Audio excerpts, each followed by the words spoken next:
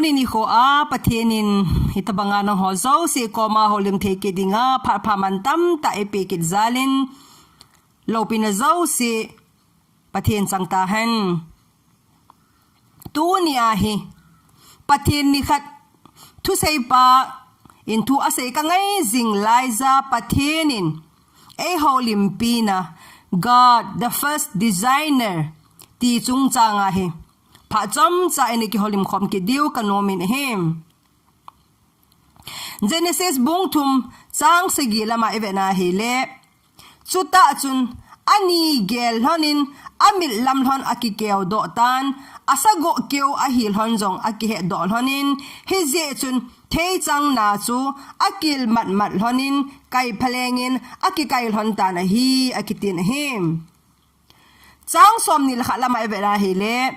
chuin pakai Pathenin mihim pale azinu ding chun savun ponsil asimpiin anil honchun asilpiin ahi Pathenin atu thingi bon savalin pathei bo pitahan tu lai hi ivena ahile sille Chen ni Chen ponsil kiti hi mihim te secular world ke hepoi hobung sung ke hepoi in sung ke hepoi mi atam zo ading hin idol Pathen to ikikaawa adaltan tule igel kho pin kharwin apang tan him Ahin la Pathen anasim Lona azi chu ipiham atile Adam le Evin ama se angay hon lova hichi sele pa het na the anani ezohana akewa hon anaki het do zohana amani adinga the chang na fig leaf Ting na la alen pen pa mangsa akai phaleng anaki sem hana chu Pathenin heti chu a lasting loading a het zi a chu ama en hiji Adam le Eve eden hona nom ta hin khu aman hona ko na no do dinga anakoi ahi ta zi a chu hiji mihim te ni adinga chu savun garments of skin kiti ahi design anabol pia Ponsil, ni Chen ponsil anasimpi hi God the first designer. Azi itu Pathenin ahin sim Lona azi itu akhat na ipo Adam le Eve amani akewa honsu akhu na dinga alihu na dinga to cover their nakedness and embarrassment. Ahin ani na chu hile eden ho na ko na po do honding ahi ta zi a chu huile go hita ta nisa hita ta ipi hi zong le atho zo han na dinga chu hi chi savuna ko na chu sille Chen design anabol pia Pathenin anasim pi hon ahi tin Bible ki che sen akimun ahem ahile Timothy langa iveda hele 1 Timothy Bung ni sang ko lama evena hile Paul khang laya chu I tabanga sille Chen chung sang amain anasayam iti hele 1 Timothy bung ni sang ko sang som lama kun chutabang ma chun numei ho adol bepsan ki zemuhan ki phalam khian chan ginge chan umuhan sampe zepa sana tui ko changa chule thilman tamtama ki zem lovin thilpha bolin ki zem lew kati hichu Pathen gin phonga numei chon na dol ta hi tin ipu polin anasejen hem Timothy ko ma lekhan thon anasejen he episia polin hiti sampe zep hoi chung chang le thilman tama ki von loading chung chang hi anesei ham ti hi chom cha ina vet khom dio konomin hem akhat na cho hele braided hair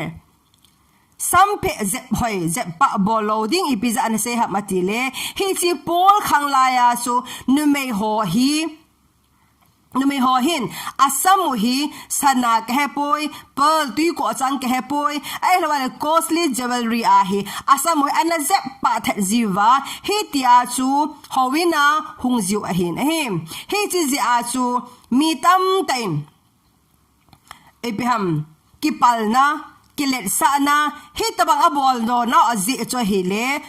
to show off their beauty a hoi na amel hoi now aki hoi sa now mi hon amu the na ding ai lo le ka hau sa now anei le aga ho mi hon amu na ding ai lo wa hi le ebiham am ho le am attention mi ho ako na focus attention amu the na di wa so nu me ho en hit ta banga so sam je pa ho anabo zi zi wa so ipu polin ana se ahin him abana chun aman asay na achun hita banga sana ho tui ko chong wan nei chu asi hi boy ahin la howina na hong tiong le competition kite na a ki hoi sa na a ki let sa na a so of na za pau hi adi boy hi chi hin mi tam ta akipal sa in pasal ho jing zong apui mangin mi vai cha mi gen thei tam ta zong akipal sa in ala se sa etia ana say ahin he costly garment tilmantam ibizi ana say hamitile hichilai kang pakai su khang laya agricultural laborers hochun ni khada analo do su Matthew bung sob ni chang ni lama evera hile denary akitin him hichi ahi ja chu mi khal chun 12 hours pung som le pung ni sung na ato zowa ni hum ke na ato zowa zo denary khat anasana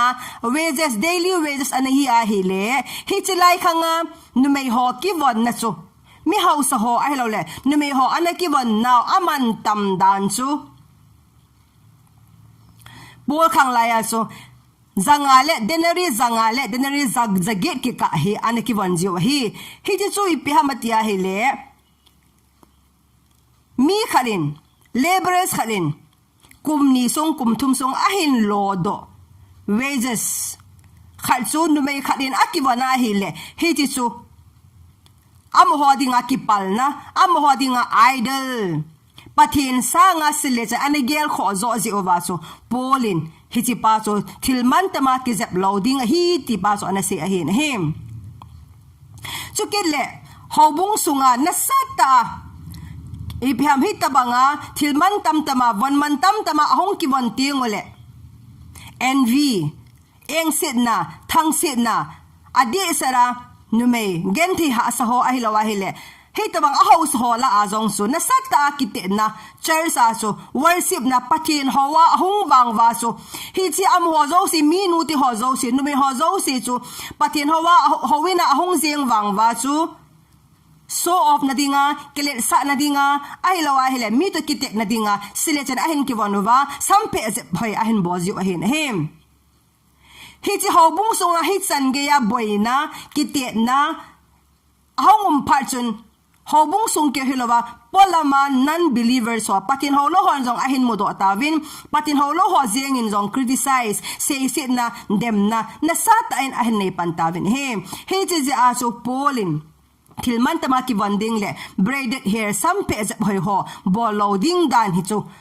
first Timothy lama chu ana say ahin hem ama na say na chun hi chu hon na ne cho ho po ahin la midanga dinga kipal na hi uwin numei ho hiti sang chun tilpa bo na lam zo in kizem zovin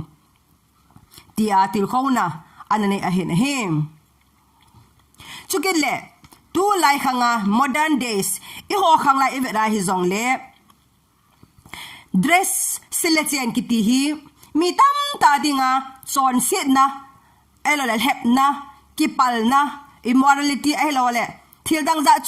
chomin idol the greatest idols zong ahong so do tan him ipese na mitile extreme competitions in the secular world business world lang ke hilova ade sada hobung sunga zong minu te ho nunga te ho friend circle loyal gold ke ka sopi ulana ke ka siblings ponve mantam tam sana mantam tama ki bonding hichi hobung sung bazong kele sa na le eng se na le thang se na nasata ahong so do tan hem hichi ahi ze hin pole ana sei bangin nang ma sumana ki cho ahi in thilman tamna ne cho ase poi thil na ki cho so silecha ne ki cho a boy ahin la ipizia na cho ham ti pa cho poi mo ahi chu ki le Pathen Ahin siam Lona sile Chen Ahin siam Lona chu gel do jingin aphai ti hi Pathen e holim pina ahi ze a chu tu ni ni ho he adia minu te ho koma nunga ho koma kahin sai do nom ahin him mi to competition na dinga na cho ham mi su eng sa na dinga na cho ham ai lo ahile so of na dinga kele sa na dinga na cho ham sile Chen chu keng ko chu pon ve chu midang koy man he point nang male Pathen ne da hizin what is your motive ipizia sile Chen ni over ipizia hitabang sana tang ka hoy over ipizia ibolo ham azi pa chu isu mil lo dio hen hi chi sile Chen kiti hi nang le Pathen ki ka idol apan lo na dinga midanga dinga kipal na ahi lo na dinga tu ni ko ahi kan say no mahin he adin the ria ka laizing in zong ko sister au pa zinuin sang som nga man hong chole ana pa zinuin ka unua sanga mantam zo sang som segin nei simpi ovin atin wala za hong ki order zivin him tu ni ho hin muntina minute ho nunga te ho.